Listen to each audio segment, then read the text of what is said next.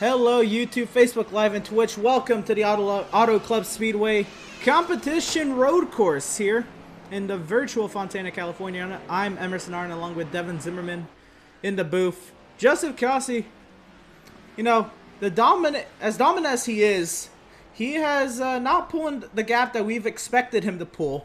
Andrew Pratt's kind of stuck at 3 seconds here. Tyler Markle sitting right there with him. Malenko not too far back, and Miz into the top 5.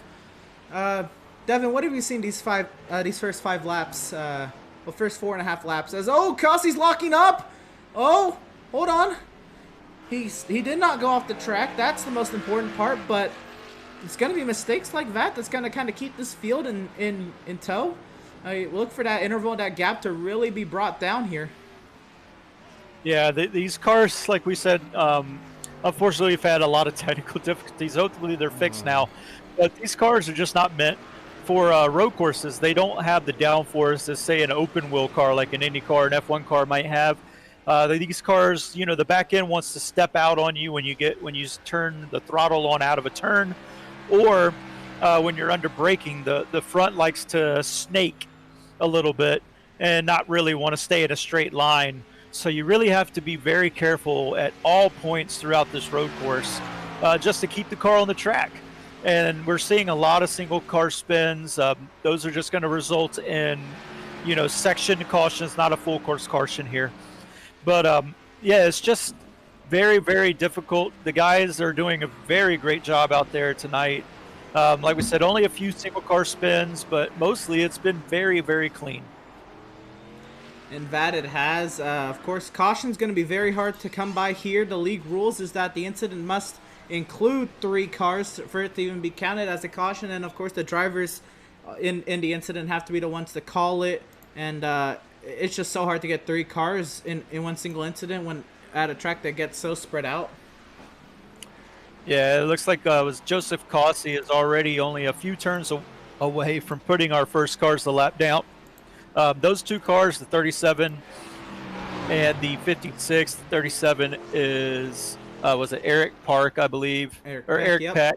Oh, he's and taking the out 56, Andrew Gardner. You know, they've just had some issues getting on the brakes and trying to put the power on a little too early. They've had a couple spins.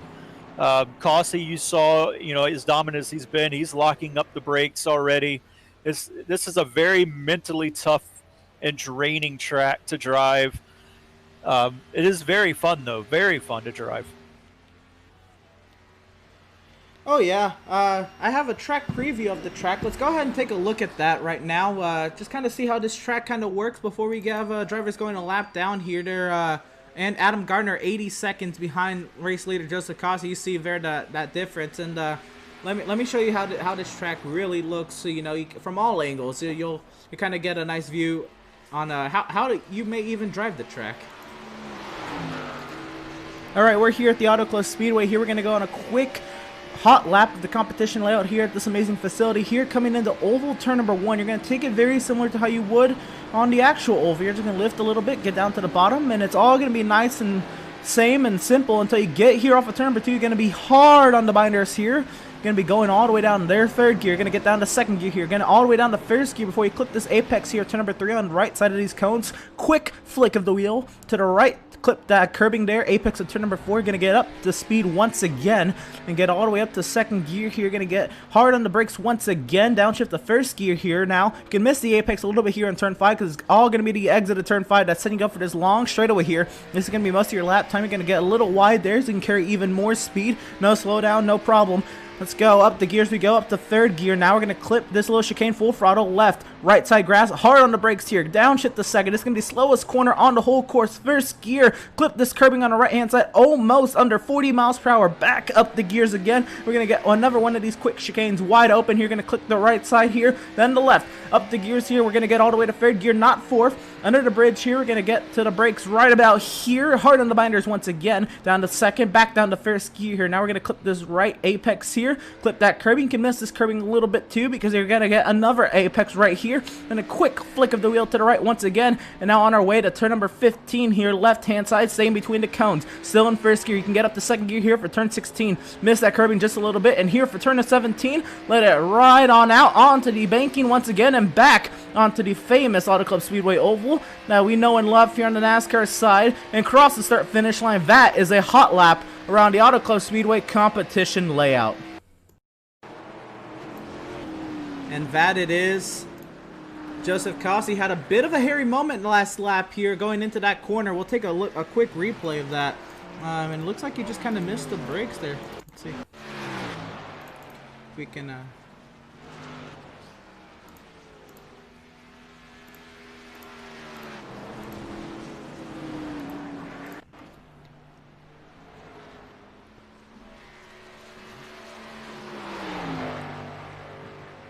here.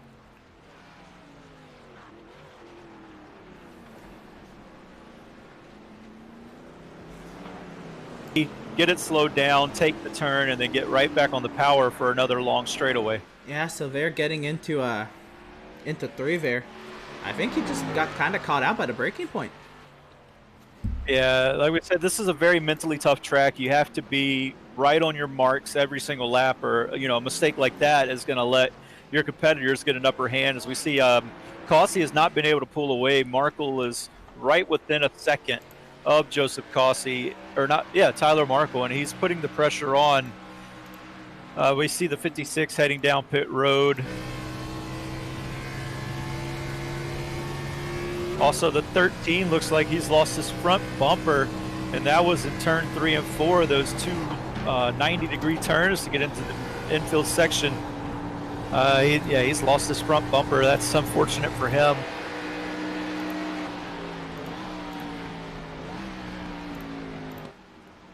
Oh wow, yeah.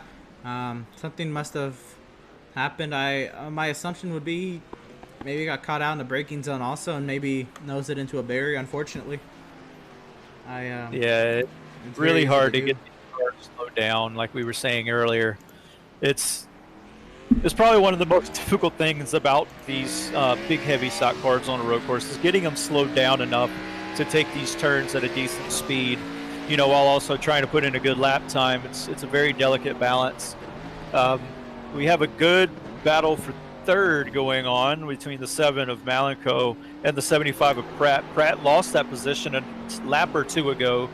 He has not lost touch with Malenko though, and it keeps the pressure on him.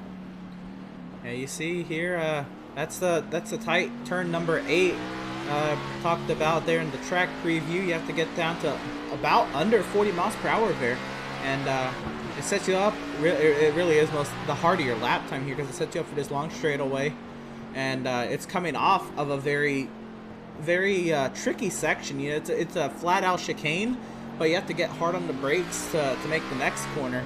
Just a very tricky section there. The heart of your lap time turns 7 and 8, and the straightaway that ensues. Yeah, looks like we got a battle heating up for the lead. Markle has caught Joseph Cossi. He is right with him as they head into the heavy braking zone of turn number 3 and that sharp 90-degree left-hander. Yep, we'll see here. Markle really closing the gap there as pull up this head-to-head. Markle gets a good entry and exit out of turn 3 and turn 4. He's going to be right on the back bumper as they head for turn number 5. Yeah, he's really piling on the pressure here. Maybe Cossi's already been known to make a couple mistakes tonight. We'll see if he'll keep it up. Markle right there. What a great exit off of turn number 6. And we'll see Markle following in right now. Now, this could be a good passing zone right here. If you set up this turn just right, you can get them on the next straightaway. And you'll see here we have the graphic of the head-to-head graphic. It shows kind of the lap times compared to one another.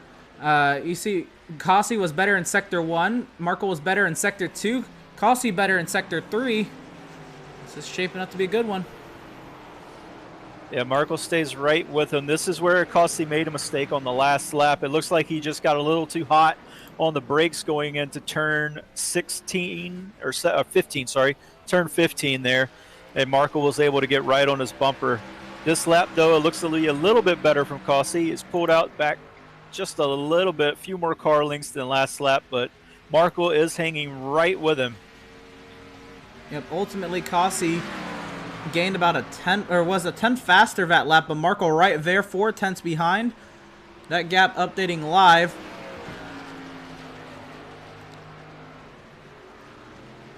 I think this is the most pressure that Cossi's been under in a while. I mean, Malenko had a lot of pressure when we were at the Milwaukee Mile, yeah, and Malenko was poised to win that race and had a few issues. And then after that, Cossi was all on his own for the second half of the race. But I'm pretty sure that Cossi's loving this, though, having someone, you know, push him around the track, provide a little bit of competition for him. Yeah, honestly, it makes you a better driver when you're under pressure. It makes you perfect your racecraft. And if you're running with somebody who's a little bit faster on the flip side here for Marco. Oh, and Cossi's missed the apex. He's gone wide. This is Marco's time to pounce. It gives the advantage that Cossi got from that was it gives him a longer straightaway pretty much to get more speed. But Marco is on it. He can feel the pressure. We're about to hit some lap traffic. The 13 of Doug Solms is already a lap down. Looks like he's going to be getting close to going 2 laps down. Also a good battle between the 19 of James Filippi and the 33 of James Gilliard. Both of them are having a nice little battle going on as well. Yeah, just going on about 8 seconds back from John Mickey, but nonetheless, yeah, those two, that's pretty tight. Yeah, 4/10 of a second. And how about Matthew Setzer with his early lap spin? He's now in 7th position, trying to close that gap on Dan Park. I actually opened up a little bit since I last checked time and scoring. Trying to catch up to Dan Park and pulling a little bit from Jeremiah Stutzman. Again, Stutzman is our defending champion, who won all 3 series we had on NASCAR Heat 4, but here on iRacing, a completely different thing, and it's proven to be that. Yeah, this track is not on NASCAR Heat 4, so these guys, you know, they've seen it since the season was announced. Pretty sure they were practicing, you know, leading up to this race. At least they should have been, because this is not a very easy course to drive. It is very, very fun when you get used to it, but learning the track, it's not very easy. But it looks like I said, these guys are doing a very great job. The 33 and the 19 are right on top of each other. We have the 65, and I believe that is I can't see that number. That is the 95 and the 65. Yep, 95 and the 65. Both of them, they're having a great battle. Yeah, it looks like Lingerfeld's a lap down. Yeah, that is the case. Okay. Still, they're very close. Lingerfeld hanging right with him. So, oh, Setzer and Park. Park's gone off. Setzer gets that spot. Let's see what happened to Dan Park. So here, Dan getting down the straightaway, going into turn number 5. And he wheel hops it. That's really all you can say. Yeah, that's just part of getting these cars slowed down. The wheel hop. You know, if you get on the brakes too hard, that's... the cars, you know, it's just the wheels are going to start hopping because they're starting to skid. And once you get it wheel hopping, there's no slowing the car down, no making the turn. You're just along for the ride, pretty much, unless you can kind of get off the brakes a little bit and control it. It's very, very hard to do. And something must have happened to Marco because he was right in the clutches of trying to get to that 88, and to no avail. He's actually lost time now. I don't know if it's just Cossi perfecting his craft now because he's under pressure, or it just not really happening for Marco. Something, maybe a mistake somewhere. I think it's just Cossi perfecting his craft. Marco is still hanging kind of with him, you know, making sure he's in that little space where if Cossie does make another mistake, Markle should be able to get right back on the bumper, if not pass him. And I think that's all that Markle really wants to do. He knows that Cossie is kind of the guy to beat at this track. So if he, as long as he can stay within pouncing range, should Cossie make a mistake, that will be a win for Markle, I believe. So just going to throw up on the screen there the fastest lap times. You'll also see last lap times there. And those will show up as each driver crosses the start-finish line. And it'll be on your screen for about 10 seconds. It'll go away. So we'll see as Gilliard and Filippi. Soames cross the line. There goes Cossie. There goes Markle. Markle runs about 5/10 slower. Yikes. That's probably where Markle's losing time. I think he's just taking it easy, trying to keep the car on track, and maybe he'll worry about this later. Kind of, it's a long race. We're on lap 14 of 50, so yeah, the tires start to go away around lap 12, lap 14, somewhere in that kind of time frame. So the tires may be getting a little worn. It may be catching a few drivers out more than others. Cossie is very good at saving his tires, so maybe that's what's happening. Cossie just saved his tires a little bit better than Markle, and now he's able to pull away. However, I will say the last lap, Tyler Markle was about 6/10 faster than Joseph Cossie. So even though he lost 5/10 on this previous lap, that's a net of only, he's still up a 10th. But, the leader's working through lap traffic here. He's gone around Filippi. Yeah, if he keeps putting up lap times like that, Joseph Cossie, that is, he should be able to pull away from Markle and keep opening up this gap. He is continuing with lap traffic, though. Yeah, I was about to say, this is where it's really going to heat up here. Cossie in lap traffic trying to work around Soames for the second. That would be the second time for Soames. Then and putting Gilliard one lap down. Very tricky stuff right now. Yeah, and Soames doesn't have a front bumper. He was involved in an incident earlier, so it looks like a Willem modified car out there right now. Now, what Cossie did for the battle, which would end up being the free pass battle in a couple minutes, or in a few moments, Gilliard and Filippi were battling really hard, and that battle got really broken up as Filippi immediately let Cossie by, while Gilliard waited till about now to let Cossie by there. And Cossie, the gap between himself and Markle, 3.5 seconds. Can he make the corner now? He was a little off of his rhythm. He locks it a little bit on the change of elevation there, but nonetheless, now this is going to be interesting. How does Markle work through 3 lap cars, nose to tail?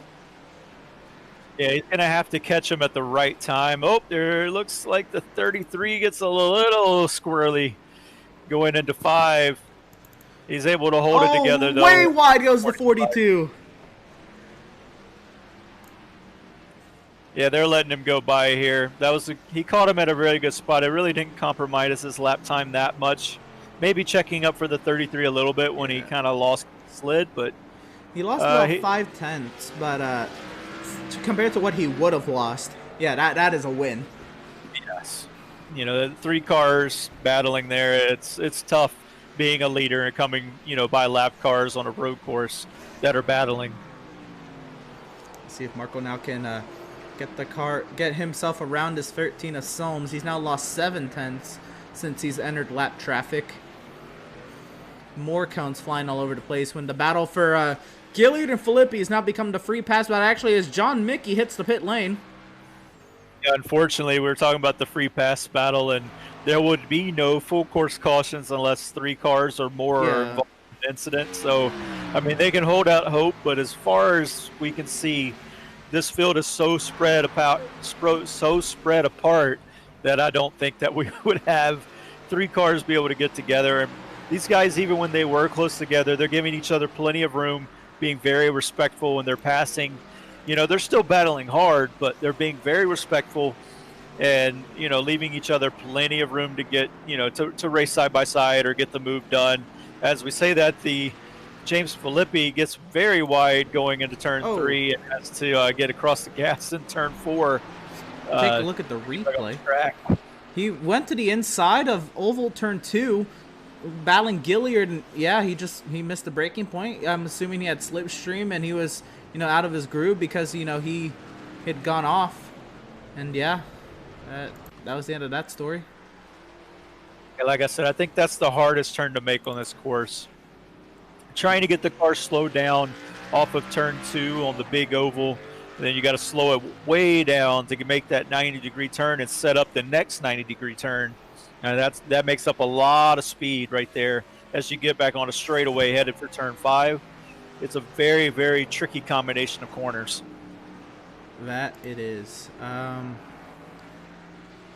see here. Gonna pull up the intervals once again.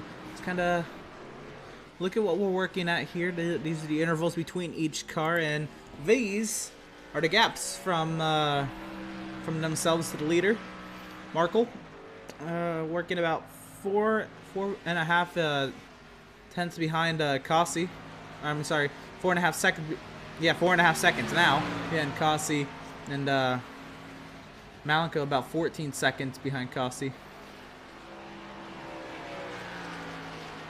I think the intervals timing's a little wonky there. Just kind of. Yeah, this track very any road course that's based off an oval and iRacing unfortunately has timing errors, so you truly don't see what the intervals are.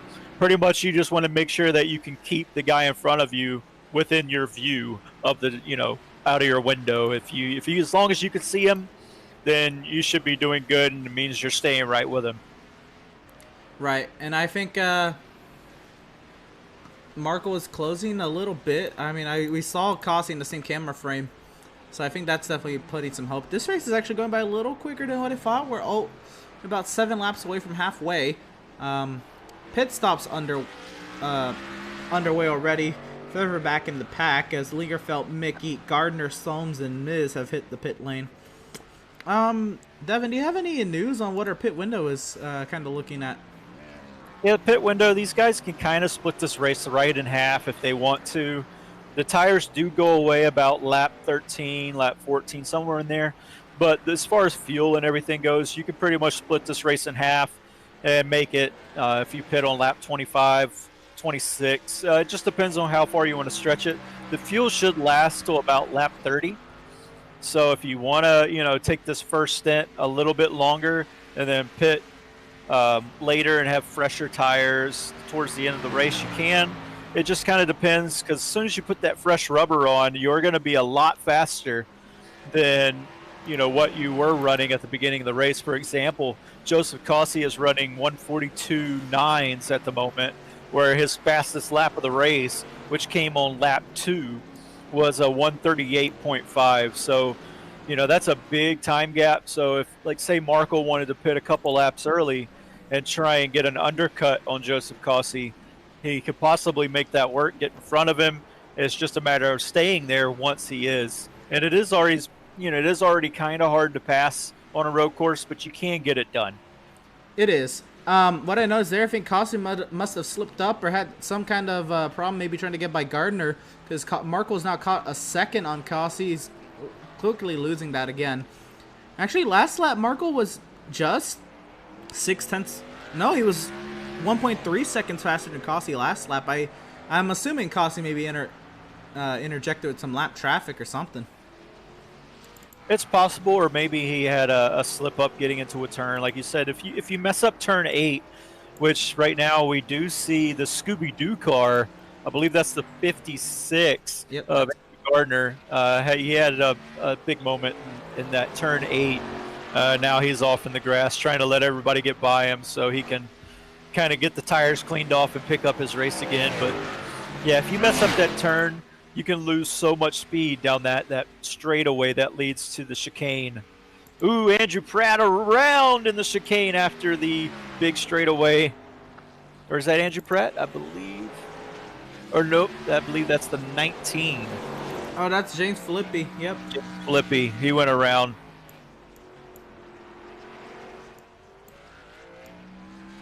Right, so I want to try to go through the field. That almost literally blew up in my face there. There we go. We'll throw up a track map there. You can kind of see on the track map. It's actually drivers hit the pit lane there. The 19 and the 56 hit the pit lane.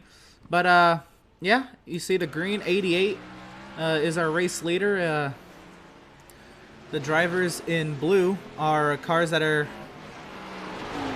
that are being lapped. The drivers in white are drivers on the same lap, and the drivers in red are the drivers that are ahead. As a 37 of Eric Peck's gone off. Yeah, he just kind of sits there, lets the leaders go by. Real smart move. You don't want to impede and ruin someone else's race. If you have a moment on, if you have any moment, you just kind of want to let these guys get through, straighten out your car when you get a gap, get back on the road, get the tires cleaned off, because when you do spin, the tires get extremely hot just due to friction. So you got to get those tires cooled off a little bit, just run some very, very clean. Don't push the car too hard, because with the hot tires, they will wear out a lot quicker. So just got to get them cleaned off. That's what it means by getting them cleaned off. They're really hot. You want to cool them down.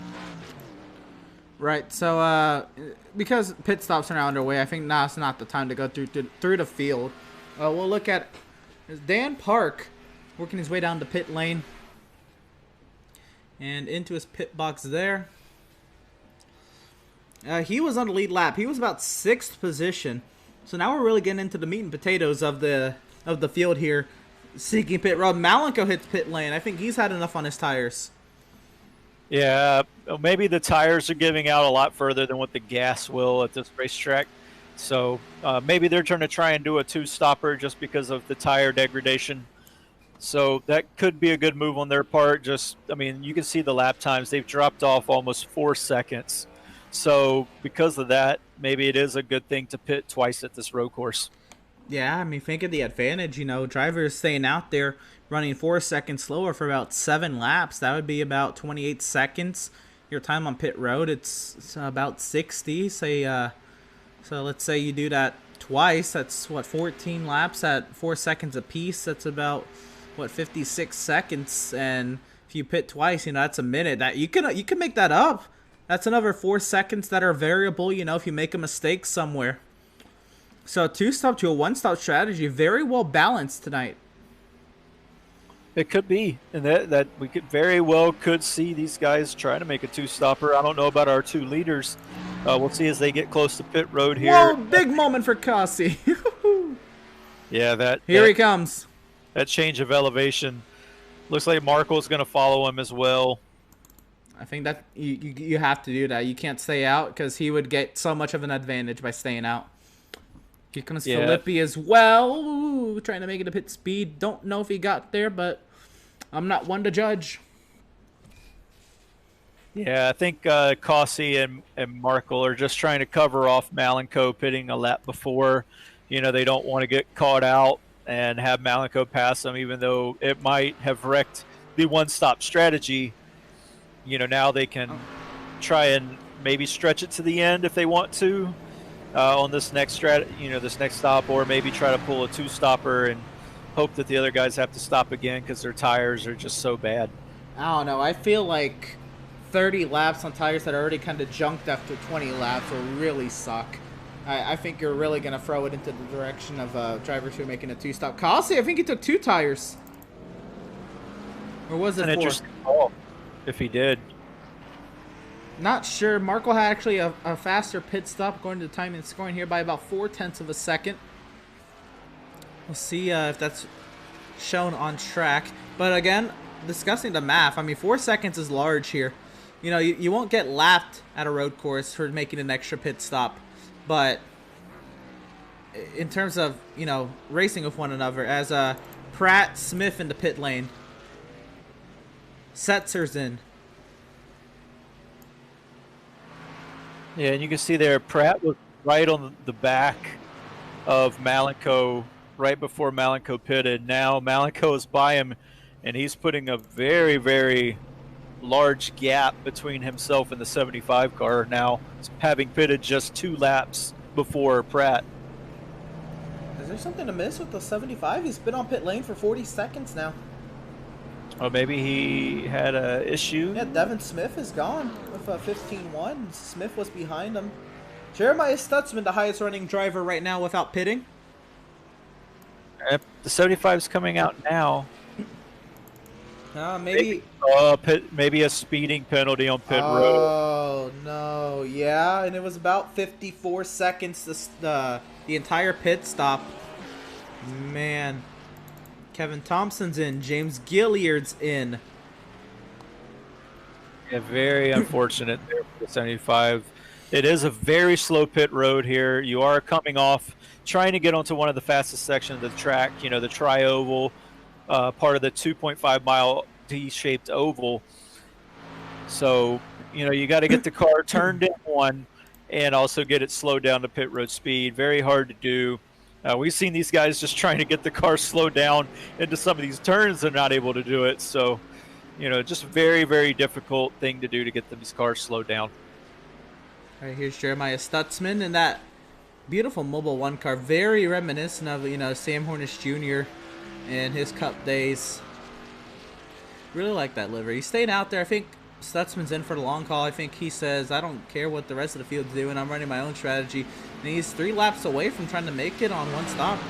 Smith is in a... Oh, no, Smith has gone off. Devin Smith. I feel like he's wheel hopped it there at the end of the straightaway, which I believe that'll be what, turn 12? I believe you're correct. Going back to the 71 of Stutzman, I like that car. It looks like it reminds me of Jeremy Mayfield when he drove the number 12 car. So that's what it makes me think of. Really, really awesome paint scheme or livery, whatever you want to call it. But I've always liked that Mobile 1 scheme that Jeremy Mayfield had, and I believe this is that scheme. According to that replay, that's exactly what happened to Devin Smith. He wheel hopped it. Yeah, that's just what road courses do. You got to be able to get the car slowed down. Oh, big lock up for the 71. He does the same thing as we're talking about it. Again, it's very hard to slow these big, heavy race cars down. And they just don't want to stop. And if you push the brakes too hard, leave them on too long, the wheels will lock up. You'll start hopping, and then you have just nothing to do. Though the 24 is missing his hood. Oh no! Oh, it has not been a good day for Jason Miz. He is 4 laps down. Oh man. Yeah, the front of that car looks like it's taking a beating. He has no hood. Very unfortunate. Oh, so Kasian just bully sets her off the track there, and I think with proper reason. I think because Kasi's running a second slower than Tyler Markle, and Markle is mounting the charge about 5 seconds behind, but a second, that's a huge difference. Yeah, you're talking about a second. That's only 5 laps. Plenty of time to catch Joseph Kasi. He knows he needs to get a move on now to stay ahead of the 42 car. You can kind of see on the backstretch there, 42 car has him in his sights, trying to hunt him down. Yeah, you'll see he breaks down heavy brakings on there. You got to clip the curbing down to the right. Clips it down to the left for good measure as well. And right here, you know, this is a very flowy section. First gear all the way through. Maybe you get second gear as the tires get older just for some traction. And onto the oval there. Yeah, some great paint schemes, you know, by these guys. The 42 with the EWRL Racing League logo there. We also have the 1 car of Dan Park running a similar scheme, just different colors. And the 7 car of Malenko running the same, but just different colors. Very, very great paint schemes for these guys. Again, that's your sponsor there, Emerson. Yeah, just again, not gonna take too much time up, but kind of put me on the spot there with it. Yeah, just kind of putting the F1 league I own out there. It was not always an F1 league. It started out as a NASCAR league, but we transitioned to F1. Got a lot of interest the past couple seasons, and we've ran with it. We now host a F1 2020 series, and having near full grids. If you want to join, just make sure you add EWRL_Emerson on PSN. We'll get you all set up there. And yeah, we run Sunday nights at 7 p.m. Eastern, and that has been an absolute blast to host. Yeah, I run in that league with you. It's real fun. Great group of guys. Yeah, like the 95 is off again. It's having a lot of trouble. Adam Gardner's in the grass. Ooh.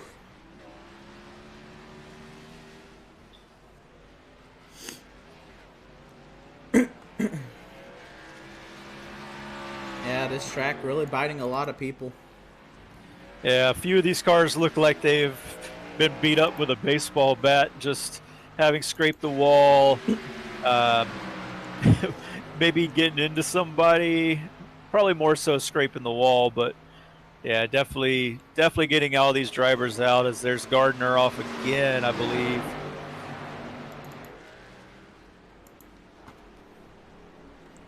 Oh, you know, he just knocked some cones there. Yeah, well, he was off the turn before, got into the grass a little bit, just couldn't get the car slowed down. It takes out some cones for good measure.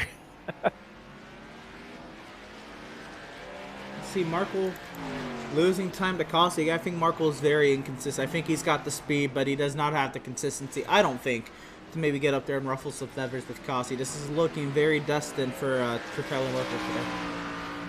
Yeah, he did have to get around a couple of lap cars there.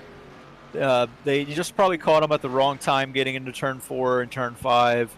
Looks like he's by him now, can try and pick up the speed. Let's see if he can put in a decent lap this next lap now that he has some space in front of him.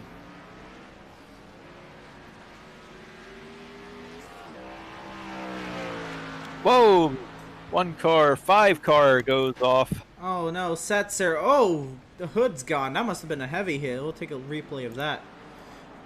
There he's coming off of turn 8. You know, trying to get the power down. And has the hood in. Oh, he tried to take it wide open. And bam! Oh, man. What a hit. We'll take heavy hit for the 5 car. We'll take an onboard shot with that one. See here, turn 8. Made it through pretty nicely. I think he was just trying to full throttle it here. And, bam. heavy hit. You do have to let off on that chicane a little bit. It is a very fast chicane, but you cannot take it flat out. Oh, Kossi's gone around. Oh, no. He's wheel hopped it into turn number 3. I believe that's the 3rd time he's done that. Yeah, you're spot on with that trouble spot.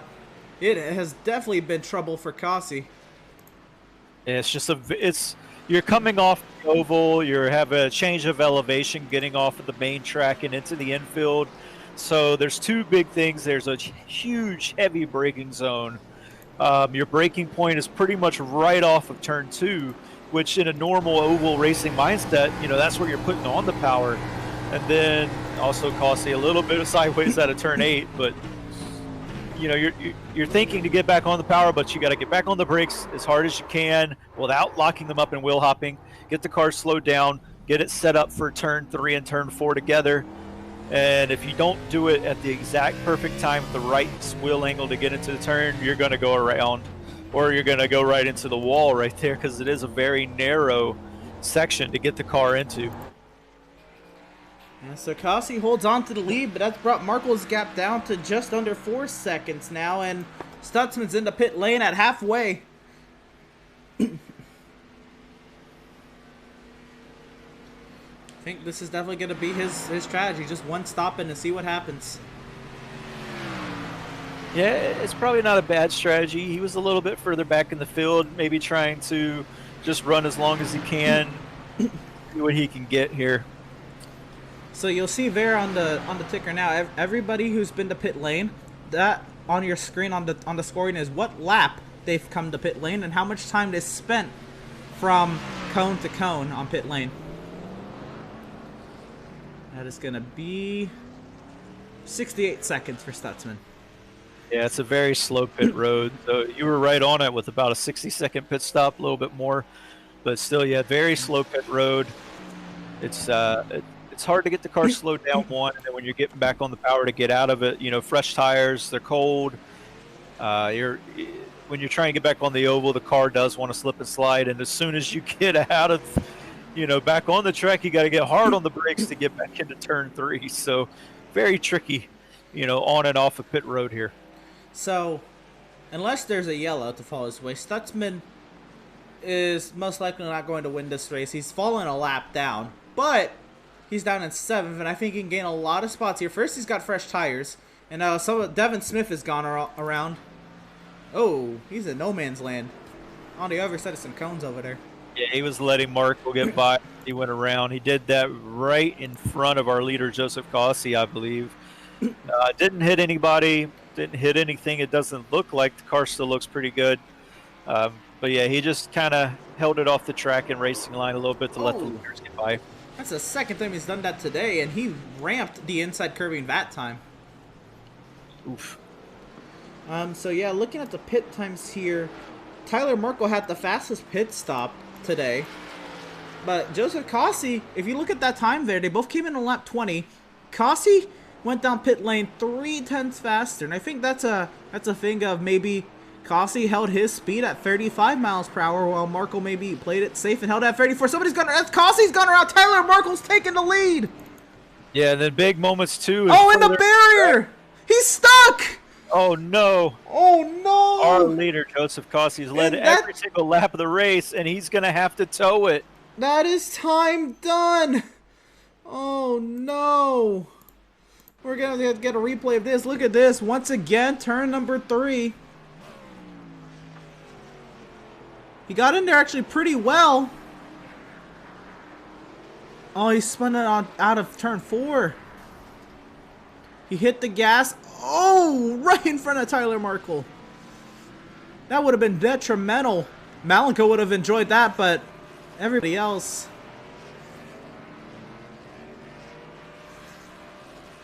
I think Cossi, he either blew the engine or put in a barrier there. He put it in the tire wall trying to get the car straightened out. Just couldn't get it straightened out, the car back in.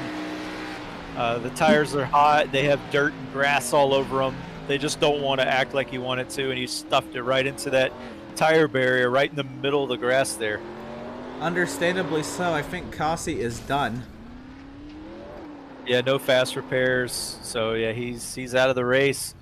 That leaves the door open big time for Tyler Markle and also Malenko and Pratt to all have good finishes. Those are our cars on the lead lap at the moment.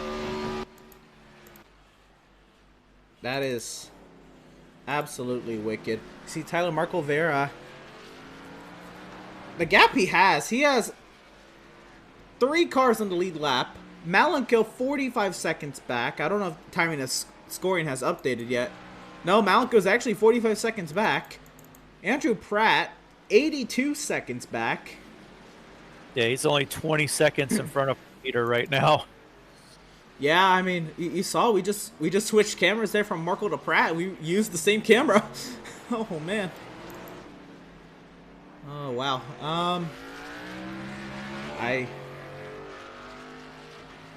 Very, very unfortunate. Oh, and Smith has gone off again.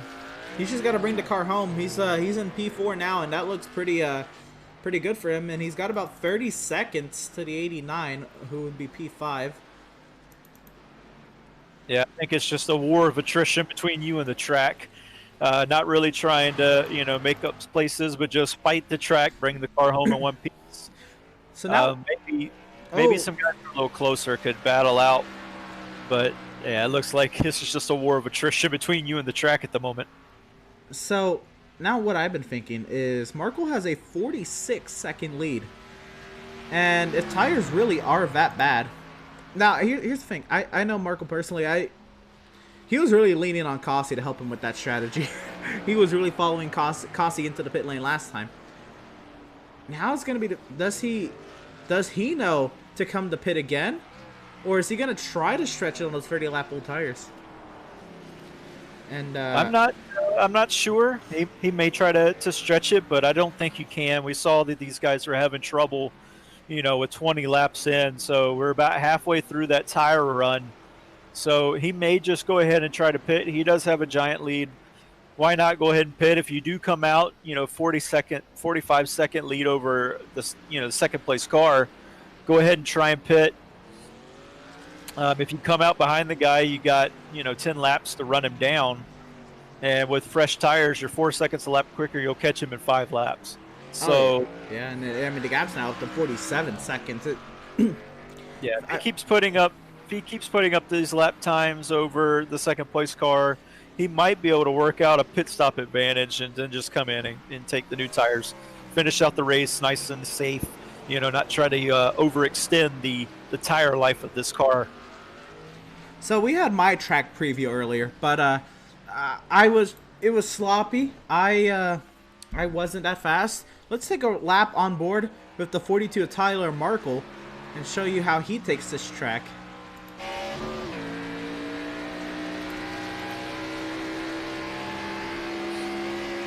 And that's the start finish line for the main oval. That counts for this track as well.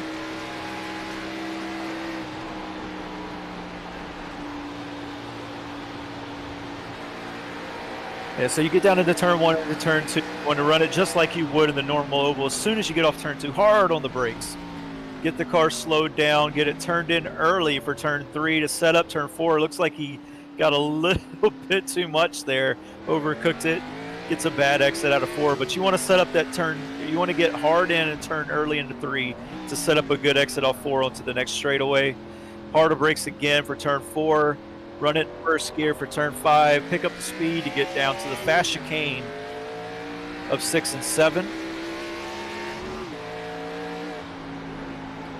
Just feather the throttle through 6 and 7. Hard on the brakes out of 7 to slow down enough for the slowest corner on the track, turn 8. Again, pretend like you have an egg under your throttle as you pick it up coming out of turn 8 and get into this long, nice back stretch, if I guess you could call it. Another hard braking zone into this big chicane. Hit the curbings. Don't want to upset the car too much, just barely clip them. Help the car turn. Turn 15 now, another slow turn. You can start picking up the throttle here for 16 and 17. Careful getting back onto the tri-oval. And that is a lap around the competition course at Auto Club Speedway with Tyler Markle. Indeed it is. You actually saw he went green all of those last laps there. So that last lap was faster than the lap previous. 142.0, which on old tires is not bad at all. And you see the gap there, him between himself and Malenko. It's 48 seconds. This is rough. I did not even think that Malenko and Markle would be. Oh, and around goes the 37 right in front of the race leader. Go ahead and take a look at that. But just knowing that those two are pretty close in speed with one another, a 49 and a half second advantage is not what I expected. Yeah, Malenko's coming to the line now to complete the same lap. Let's see what he runs. Yeah, he's lapping about a second and a half, a little bit more than a second and a half a lap slower than our leader. And so Peck was just trying to get around the 13 of Solms and just got on the gas a little too quickly. All right, so I think it's a good time to go through the field, see what's kind of cooking around that's left. Of course, we've already talked about Tyler Markle. Let's go in here. Or not. Oh, there it is. And of course, there's the track map. You can see everybody. And again, the only drivers that are are up for conversation here is himself and Malenko, and Andrew Pratt is out there on the track. He is. Oh, he's there going into the chicane, so almost a lap down behind Markle. But of course, everybody in blue is laps down. Everybody in red is laps ahead, and everybody on white is on the same lap as he's there on the track map. Let's go through it. Next, we already talked about Markle a lot. Let's go to Malenko. Chilling right here, second position, 49 seconds off the pace. He told me in the pre-race that he was going to run a two-stop strategy. He was going to go 18, 18, and 14 laps for his 3 stints. And we'll see if that helps him out. That is obviously a shorter stint there, so less age on those tires. I don't know if it's going to be a strategy that gains him 50 seconds, but we'll see what the end result gap is between himself and Tyler. Yeah, we'll have to see. We'll have to see what they do. Tyler Markle pretty much in the catbird seat. He can see what the 7 car is going to do in front of him. I'm not sure. I didn't talk to Markle about a strategy before the race, so I'm not sure if he was planning on doing a 2-stop or a 1-stop. If he wants to try and extend it, he probably could. The 7 might be able to gain a little bit on him, but probably won't catch him before the end of the race, even though it will be about 4 seconds a lap quicker than what they're running now. Still don't see that making up the time to catch him if Markle were to run the rest of the race. To be safe, though, if I were the 42 car, I would come in for a second pit stop just to protect the lead, 1, and 2, give me fresh rubber to the end of the race. So it's not so much of a handful to drive this car around. All right, so take a look at Andrew Pratt here. Sat P3. You know, he's on the tail end of the lead lap. The last car on the lead lap. Pratt, of course, you know, running this livery of our title sponsor. Or I'm sorry, our pole award sponsor. I'm sorry, not our title sponsor.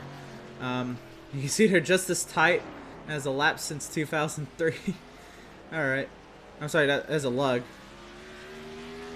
Yeah, Pratt, he's just. I think what he's got going for him is he's kept it on track. I mean, yep. He has 1X all race, and if you don't know what an iRacing X is, that X is, you know, they range all the incidents in a race. 1X is an off track, 2X is contact with like the wall, and a 4X is contact with another driver. And he's been off track once in 34 laps. That is, I'm sorry, 33 laps. That is not bad. Not bad at all. Keeping it on the track. Very, very consistent. You know, you don't have to race the other people if, say, you're not as fast as them. Just kind of race the track, you know, adjust to the changes of the track. Very, very solid day for the 75 car. Now we'll take a look at the 95 of Devin Smith, who is on the same lap as Andrew Pratt technically, but just behind Tyler Markle, which has him 1 lap down. We've seen Smith, considering he's in P4 after the day he's had. I mean, we've seen him wheel hop and spin like twice. He's at near 11X. He's taking out Cones there. That's again, that's gonna be his 12X. And yeah, just the day Smith has had has not looked great, but apparently looks better to the rest of the drivers. It's a tough going out there, tough sledding. Yeah, he's had a up and down day, but no. The chicane there, he's gonna have to slow down. But yeah, up and down day. Unfortunate for him. He does look pretty quick when he's able to keep it on the track, but again, this is a very mentally tough track to try and stay between those white lines on the infield. Of course, on the map you'll see the purple number. That is the driver we are talking about. I guess I forgot to mention that. Go ahead and look at a 5th place driver, the 89 of Kevin Thompson. We saw him last week at Daytona as he's knocking out Cones also. Did not expect too much from him. Honestly, I don't know him too well, so I didn't have really any standards. But coming off a top 5, that is not bad. Obviously, he'll get acclimatized to racing these drivers, and who knows what he's going to end up on the ovals. I mean, of course, maybe his niche is just road courses, but we'll see here. He's not had a bad day. Kevin Thompson, he's sitting here at what it would be at 7X, so not terrible in terms of off tracks and incidents, but just that car looks pretty clean.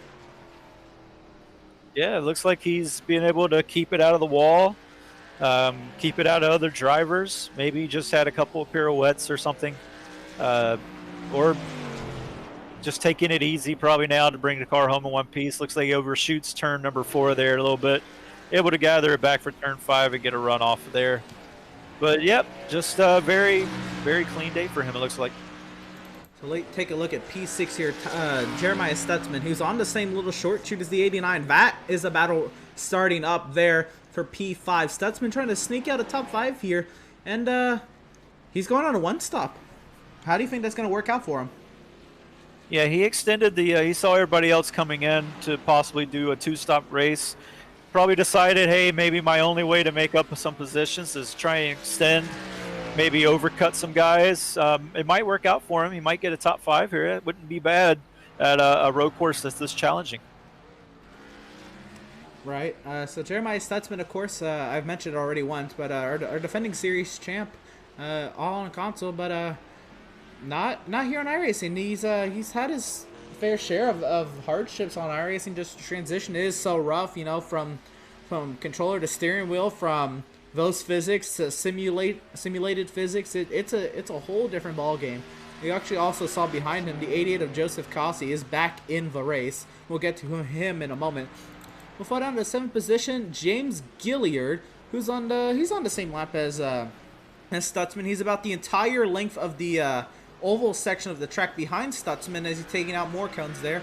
But you know, he still has room to gain here. He's looking like he'll be on a 2-stop, but Gilliard in a very I like that livery. I think is that? I'm trying to see. Oh, it's a Beetlejuice. Okay. Yeah, that's a pretty nice purple and green car there. Wow, that's a busy livery. But yeah, he's let's take a look at his incidents count. So I just continue to ramble on. Well, he's at 18x, so for as many incidents as he's had, for him to only be 1 lap down is actually pretty good. But Tyler Markle is just up the road, or actually just behind him. There's actually Tyler Markle there in the frame, so he's about to go 2 down here, but trying to keep that car on track. And I don't know, Devin, what can you say about James Gilliard today? Yeah, it looks like he, has just a little damage on the back end there. Maybe when he did a pirouette or something, spun the car around, got to the back the car into the wall, but it wasn't very hard. Probably most of the incidents for him have been just single car spins. For most part, though, it looks like the car is still very clean. He is locking up the brakes here going into turn 8, another difficult turn at this course. But yeah, it looks very clean. A little damage on the right front, but overall not too bad. I think that he'd be pretty happy with a 7th place finish here. All right, next up we'll have the 51 of John Mickey. He's at 13x. John Mickey, you see him have the nice Motor 420 Sports banner there. That is his that's his PlayStation username, and he really loves to represent with that. He is if the name says it itself, he's a fan of all motorsports. I know him to do a lot of racing on project cars, so I figured road racing would be one of his strong suits. And it's not been bad. I need a P8 here, but iRacing, again, a whole different animal. Mickey, haven't talked about him much, but again, self-promoting there. You see his YouTube logo. Go check out his YouTube channel. Yeah, Mickey, I believe he was he got up. He was in the mix in some of our plate track test races there, and other than that, he's been very clean this season. The 33 Gilliard has hit pit lane, so that should be actually putting Mickey up into P7. That it does, and yeah. A lot of these drivers, they're just trying to get the car home at this point. I'm not sure, what there is else to do. Again, this is a very, very challenging road course. One, because these cars just don't run here. This track, this road course, the competition track at Auto Club, was not meant for stock cars. The fact that these guys are able to do it and do it as well as they're doing is just a testament to the skill that they have. I know we've had a couple of single car spins and stuff, but again, very, very challenging course. I think overall this entire field has done a very good job. So what's developing here? The 7 of Malin goes into the pit lane, and this is going to be bringing more down. Let's see, the 65 Kyle Lingerfelt, 8th position. He's pitted about 5 laps ago, so he's already completed his 2nd stop. He's gone for a more equal stint approach to this race. What's your thought on that? Just kind of having all the tires even all the way around? Yeah, it could be. He locks it up. No! Out of 8, does a pirouette, gets it corrected, and... Oh, and there's Filippi as well.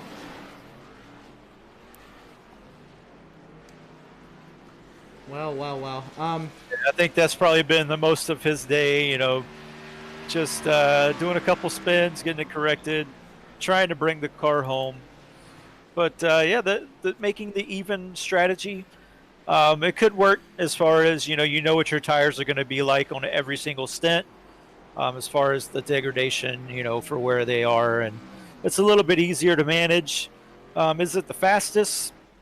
Possibly. It just depends on, if you're able to keep it clean the whole race. And I don't think he's done that as well as he would like to have done this race. But for the most part, it's again, It's a very challenging course. The guys are doing, it's the best they can, and again, they've not done a bad job. No, I would definitely agree there. We've seen Gilliard hit the pit lane. We'll skip over him. But before that, I mean, looking at the map, for a second there coming through that final sector, there's about 6 cars under a blanket. And that was a hot spot for what could have brought out our first yellow flag of the day.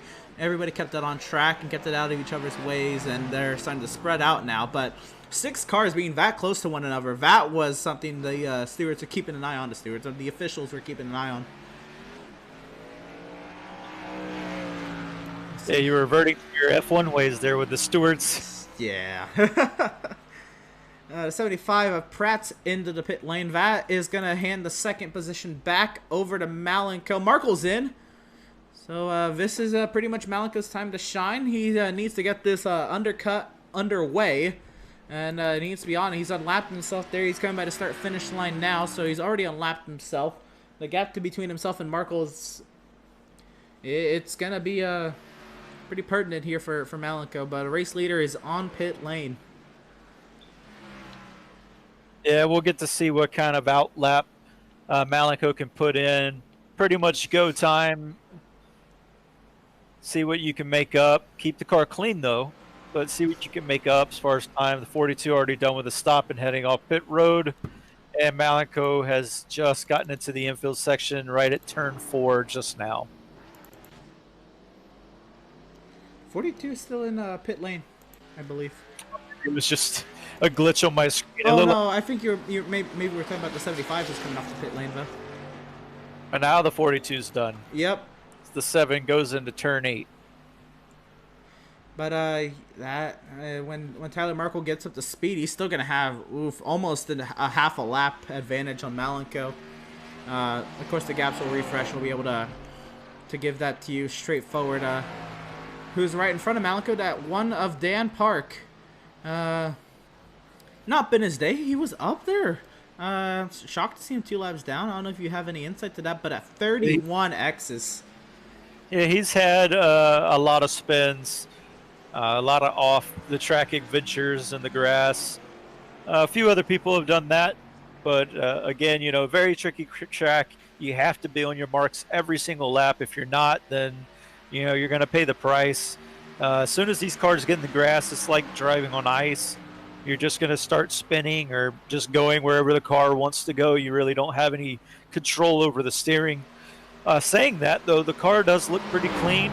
So maybe it was just, going off the track and having to back off very, very, back off the gas very, very much and just compromising his lap times lap after lap. And that's why he's in the position that he's in. So the gap has refreshed and has put Malenko 46 seconds behind the 42 of Tyler Markle. You see pretty much Malenko in the first part of this infield section as Markle is leaving the exit, or leaving the infield section pretty much. And that's the gap there. That's our top 10. Of course, 11th place. Dominant driver of the day, the 88 of Joseph Cossey. He led so many laps, and one quick mistake. I'm actually very surprised to actually see him back, but that just shows the attitude he has to it. He knows that his race is pretty much over, unless it's too late to even get a slew of yellows, but it's pretty much over. But Cossey, he's sticking through. In P11, 2 laps down, got the damage fix, got towed back. Just glad to keep him in the event. Yeah, and he is on the same lap as the one car, and the one car is right in front of him, and Cossey is laying down some monster lap times. He ran the fastest lap of the race, a 1:37.8, just a few laps ago. Now he's lapping in the 1:39s. To put that in perspective, our leader is only running in the, I believe, the one... Last lap was he was on pit lane, so we'll really get a clear one. When he refreshes, but I believe he was running in the 140s, just trying to nurse the car home. But this is with multiple laps on the tires for Joseph Cossey. He's trying to put in a qualifying laps to make up as many positions as he can. Possibly he can catch the one car at this rate before the end of the race. He might sneak out a top 10 here. Of course, no, doesn't really have to pit anymore. He's got fresh tires on it. Time. Oh, 51. He's pitted, and that's given up. It's put him in P12. So John Mickey, when he's pit, it's already given the top 10 to Joseph Cossi. So wow.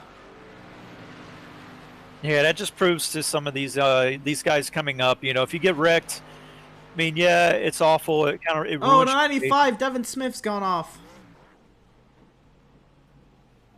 Yeah, the 95's having a rough day, but you know, you got to stick with it. And these guys, you know, there's no quit.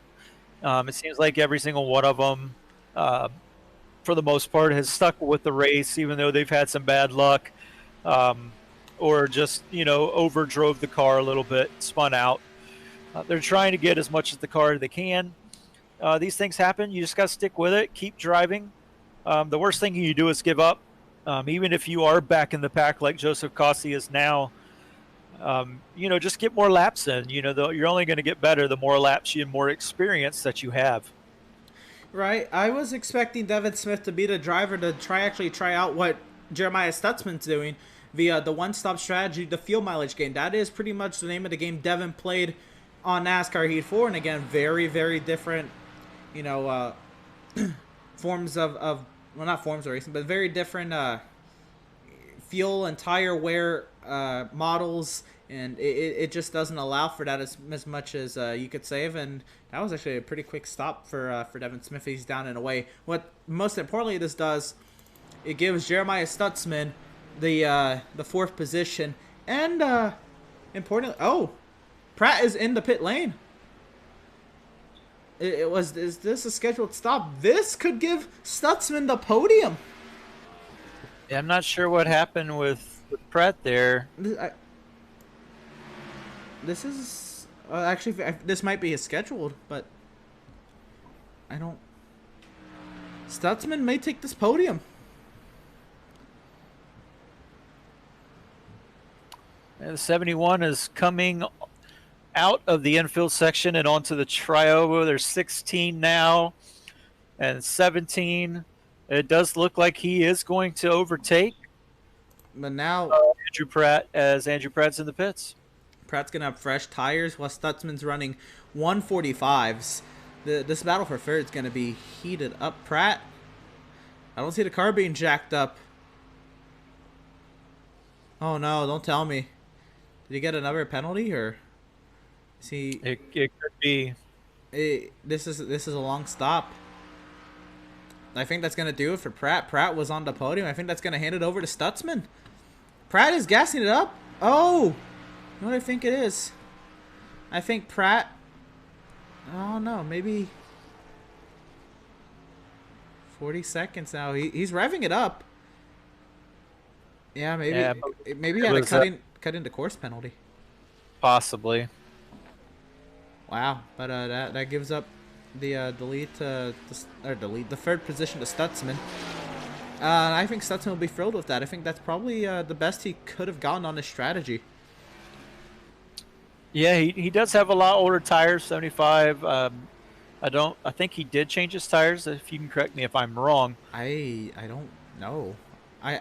I didn't see the car get jacked up, but that could also just be a glitch on our end or iRacing's end that we just didn't see. But I have no idea if he took tires. He is. Yeah, we'll be able to see the lap times coming up, and he's to be able to catch Jeremiah Stutzman where he is now. He's really going to have to put some laps in. I don't think he's going to be able to. Yeah, Stutzman could probably run 150s and be okay here. I mean, this is what 38 seconds the gap is showing us now. It probably needs to refresh.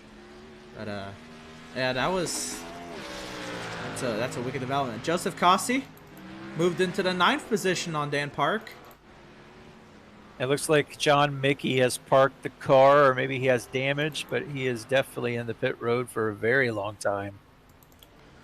I want to give a shout out to Doug Soames. It has not been his day, but 14 incidences, so probably one big incident where the front end has gone off. But P11, one spot out of the top 10, and he's still trucking. Yeah, a resident, modified car driver here. But yeah, he's done a great job. You know, had the incident early in the race where he took the nose off the car. Has kept it going.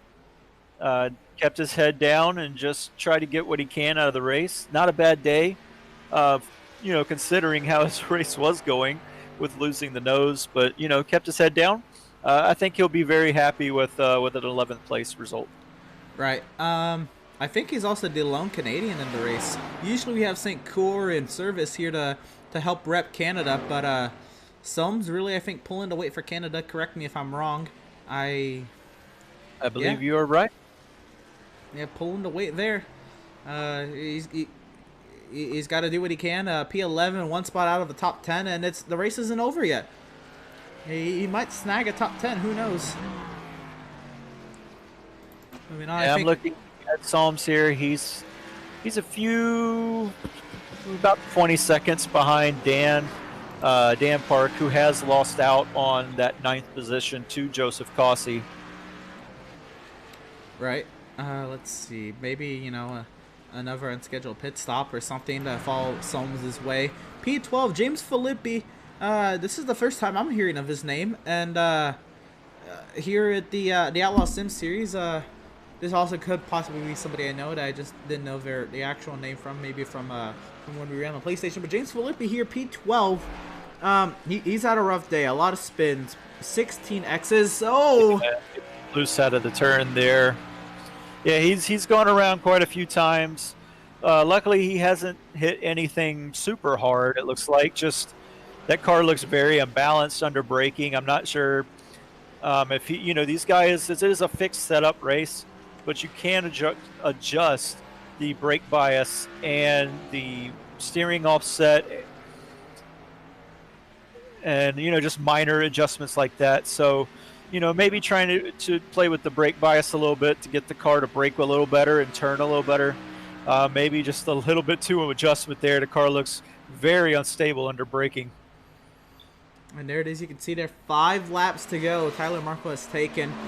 So it looks like we can wrap up crank it up through the field of our active drivers here. We'll sneak a peek here at Eric Peck in P13. He was not thrilled about this race at all. He sluggishly did the practices. He has not felt great about it, but he has stuck it out. That, you don't know how much that means to league owners and us broadcasters when these drivers, they struggle. You can tell they struggle. They don't want to be here, but they slug it out. They stay every last lap they can do. They're here, and that is massive respect. So Eric Peck out here, P13. It has not been his day. But he is, he stayed out of the way of the faster cars. It's been 18X. That's actually pretty clean for what's going on further down the running order. And yeah, just massive respect for him staying in this race. I know he's 4 laps down. I know it's sluggish. He still actually can get up that 12th position from Filippi. He's about 41 seconds back, so maybe a couple incidents goes in his favor. He can maybe snag 12th here. Yeah, it could be. The car does look very clean for Peck. The right front there has a little damage, but for the way this race has gone, that's pretty clean. So he's what you were talking about, sticking it out, running a race that you don't like. It's very very commendable to do something like that. The league owners love it. Us broadcasters love it because it gives us more cars on field to talk about and, provide the viewers with, a little background on the drivers. So, we love having the more cars in the field, the better. And my main goal was with this is to give everybody in the field their deserved TV time. They deserve it. They show up, and especially drivers this late into the race sticking it out. They deserve some sort of recognition, and that's the least we can do. But yeah, just a great run for Eric Peck, and unfortunately we get further down the list, and these drivers they almost have to be here as being the owner and admins down here. But again, same to them for sticking out. Miz, it has not been a great day at all. There's no hood on that thing, but again, just sticking it out. 8X, a very clean day. Maybe a lot of his time that he lost was probably from repairing damage. His 8X is not bad and doesn't show the whole story for being 5 laps down. Yeah, I believe it's all from repairing the damage. The hood on that car is gone, so he did take a massive hit earlier in this race. Very unfortunate. It looked like he was doing okay in the practice times, but yeah, just probably one mistake has cost him, a decent finish that he probably wanted at this race. Right, and again, that was I mean, it still is a nice livery. Just we get about 80% of that livery. Pretty nice still. We'll drop back. Final running car on the day. We've also already talked about John Mickey. That's the last the driver we can actually get a shot at here. The 56 of Adam Gardner, really as league owner. If he can't show up, he's pretty much slated to show up. And he's here. He does not like road courses one bit. I remember he'd have me drive the road courses for him, and he'd broadcast back on Heat 4. And he's here. He's sticking it out. And again, just massive props for him sticking it out, not dropping out to spectate and be, an eye in the sky admin. He's here. He's on track. He's racing. 5 laps down, and that car looks pretty clean, but 37 X's. I'm just going to assume it's been a lot of spins and off tracks, but not too much damage. Yeah, I was going to say he's done donuts around, his league tonight. But, yeah, just a lot of single car spins for him, a lot of offs, getting into the grass, overshooting turns, things that come with just learning the track and, trying to get more experience. You said he's not a very prolific road racer, so just trying to get experience on the road course. That's all you really can do at this point. And it's only going to benefit him when we go to more road races later on in the season. Right on. So I believe we're going to catch up to Tyler Markle here, and he is coming to take 2 laps to go. How about that? It is not... It's been a great day for Tyler Markle, but it was not slated to look like this. It looked like he was going to have to go toe-to-toe with probably the best driver in the field, and I don't think anybody should take offense to that. Joseph Cossey's an absolute machine. He's in 3,000 I rating. That is a absolute unit, and he kind of has to avoid doing the heavy work, and that's not to discredit his win in any bit, because obviously he has to do a phenomenal job to even wheel this thing around a road course like this. But, is the 88 of Cossey's gone around? Did he collect somebody? Well, we'll take a replay of this incident. But just talking about it, maybe Cossey just wheel hopped it or something. Just trying to go for fastest lap props. I believe he was wheel hopping it. The 71 is right behind him, but it looks like he just wheel hopped it. But, credit to Tyler Markle. I mean, he was pressuring the 88 of Cossey in this race, sticking right with him, trying to force Cossey into mistakes, and he did. He did. Yeah. Cossey, I talked about it before. Turn 3 and turn 4, very, very difficult. I think it's the most difficult turn that I've ever had to deal with, and I was just doing practices earlier in the week with it. It's so hard to get the car slowed down enough to make that 90-degree turn and set yourself up nicely for the next 90-degree turn to get down that straightaway, that little short shoot into turn 4. So the fact that he was able to, force Cossey into mistakes there is just a testament to, to how good he was pressuring Cossey and making Cossey have to drive a mistake-free race. And there it is, the bell lap for the 42 of Tyler Markle. Absolutely pinpoint day. Start to finish, it's been a great race. These guys are going to be thrilled to have this race over, I'm sure. Great job. Hopefully the 42 can keep it nice and tidy for the rest of the lap here. He gets down to turn 4, puts the brakes on. Very clean and tidy through this section. But I know that this track is very mentally challenging. A lot of road courses that people go to, there's signs and stuff that you could kind of pick out breaking points, it counts you down 5, 4, 3, 2, 1 as far as meters to the turn. This track has none of that. There is none of that. So you gotta, you gotta use scenery. You gotta use cones. You gotta use the wall to kind of pick out a spot on the wall that you're going to use as your braking point for these turns. It's very difficult. Like we said, very mentally challenging. So, for keeping it clean, the way that Tyler Markle has, he deserves this win. There's nothing more we could say. Here he comes onto the trioval to finish it out. All right, one quick credit I want to give to Andrew Pratt for the least amount of incidents in the race, but Tyler Markle is going to win the inaugural Outlaw Sim Series race here on iRacing, the inaugural season opener, Auto Club Road Course. So many boxes this checks off. I don't think I've ever had a league race at Auto Club Road Course. We haven't had a points-paying race for the Outlaw Sim Series, and Tyler Markle gets it done. Flag to flag, only had, 8 X's? Very, very tidy. No, 6 X's. Let me not discredit the man. 6 X's, and a lot of those might have just been off tracks, maybe clipping grass here and there.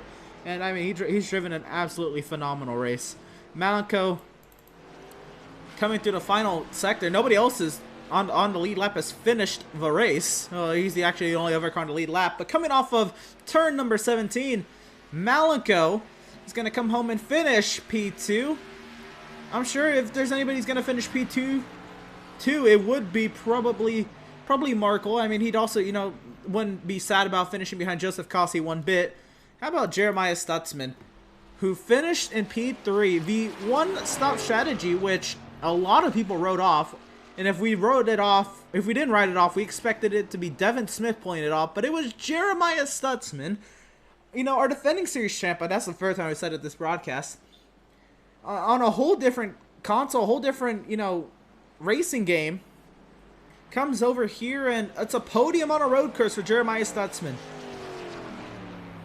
Yeah, good race for Stutzman there. Made the one-stop strategy work. We were wondering if it was going to work. The tires, were giving out, fully almost giving out at lap 20. He was able to hold it in, though, and keep the car nice and clean and pull home a podium.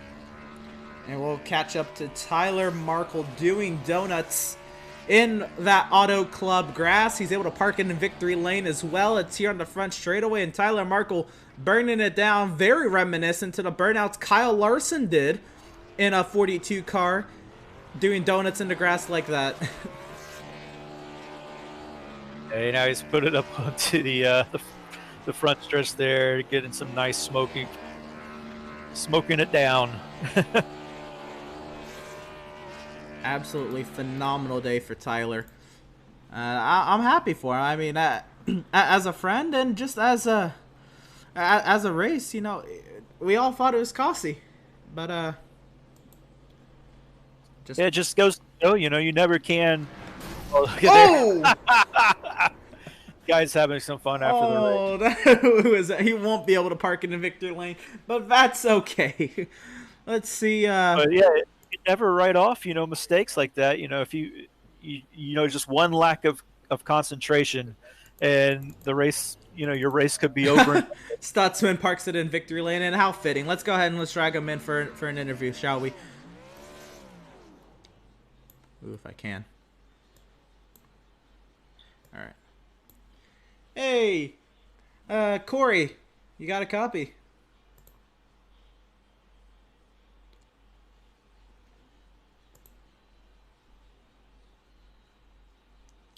Okay. Hey, Corey, this is us in the booth. You got a copy?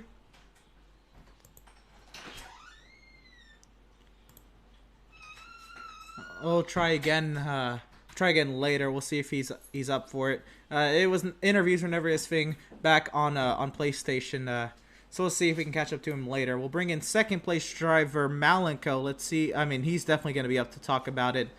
Hey, Malenko, it's Devin and I in the booth. You got a copy? Yeah. All right. So second place, but weird second place for you. This was what can you say that had you a minute behind Tyler?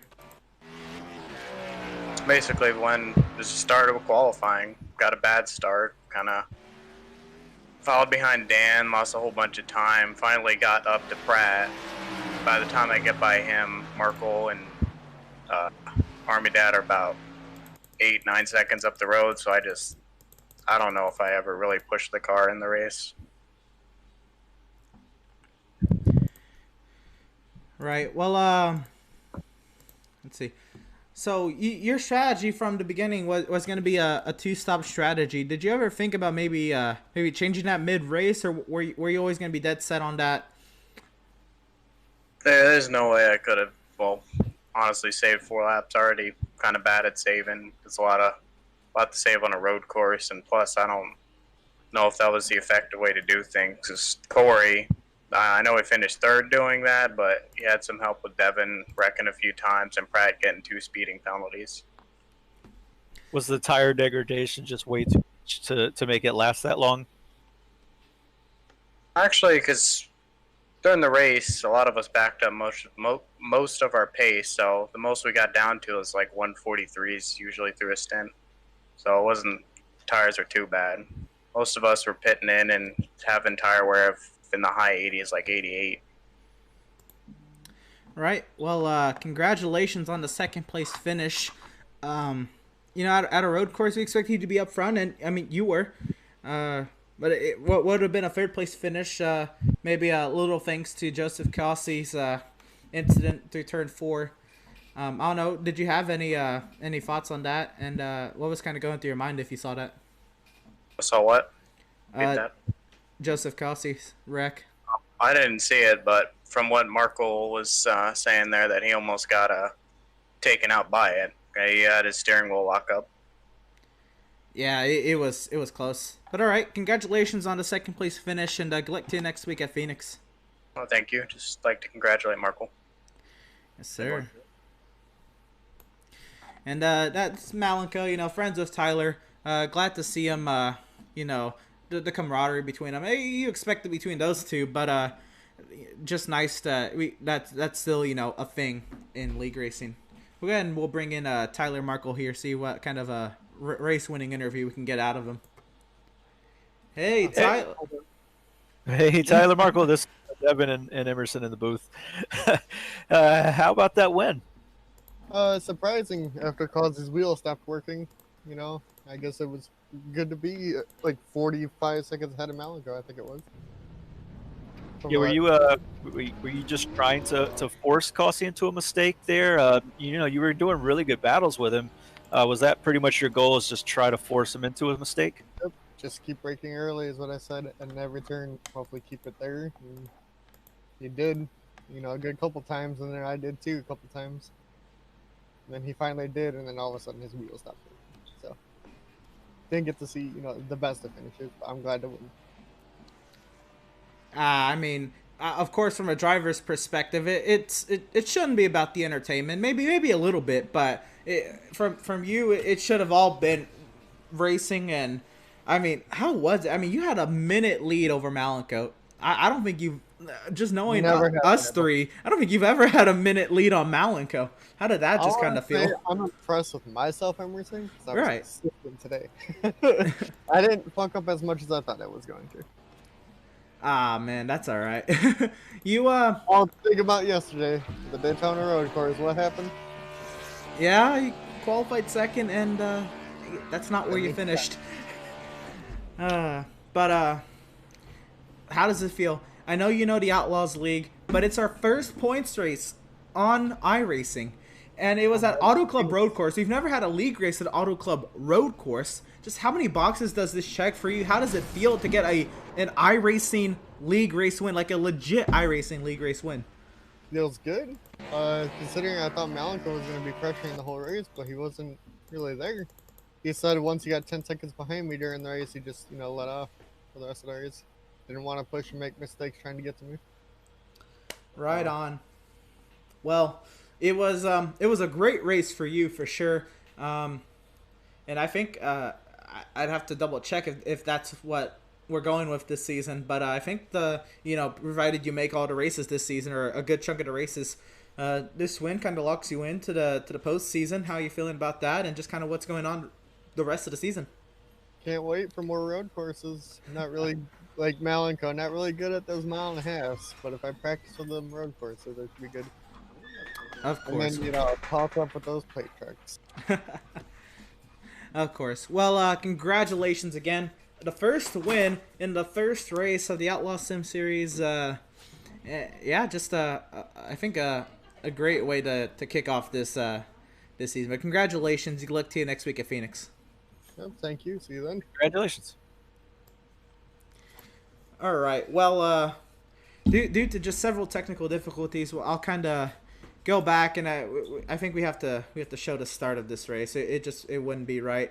So give me one moment and I'll get that start popped up for you boys, or for you people watching.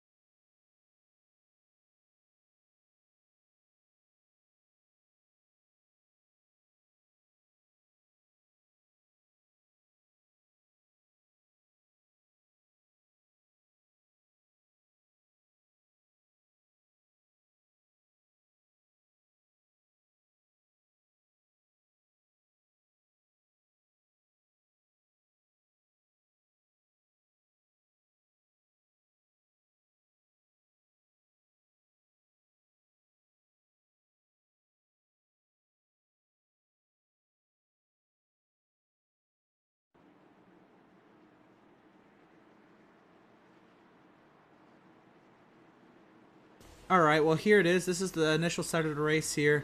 Yeah,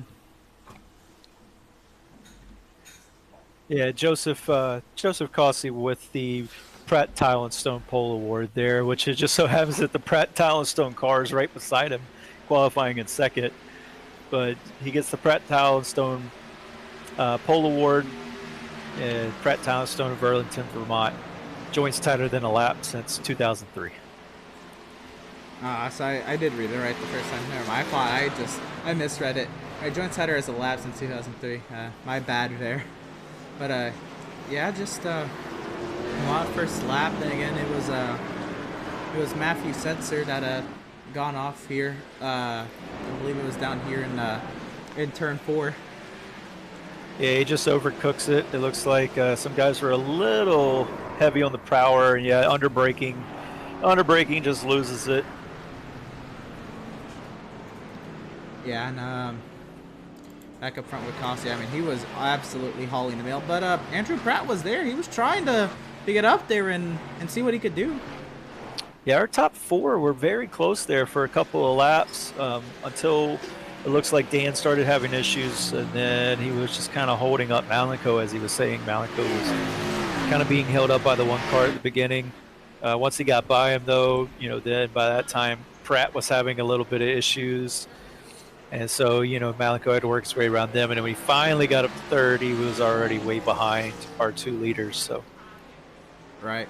And, I mean, this really did look like Cossey's race to lose. And Pratt maybe should have been up here a little bit more. Of course, we talked about Pratt a lot with the penalties, and that's pretty much going to wrap up the start here. But Pratt and his penalties and Malenko being held up, and Cossey's incident, I mean, 4 big names right there.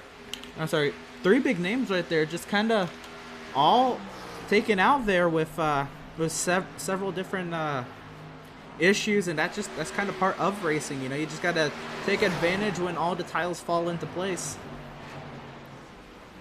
Yeah, whenever you have an opportunity as a race car driver to get a position or to win a race, you got to take it. That's what makes you a race car driver. If you don't take that opportunity, take that opening, then you kind of looked at as a guy who's not going to get race wins. So, for Markle taking advantage of Cossey's unfortunate incidents there, he had to take advantage to get that win.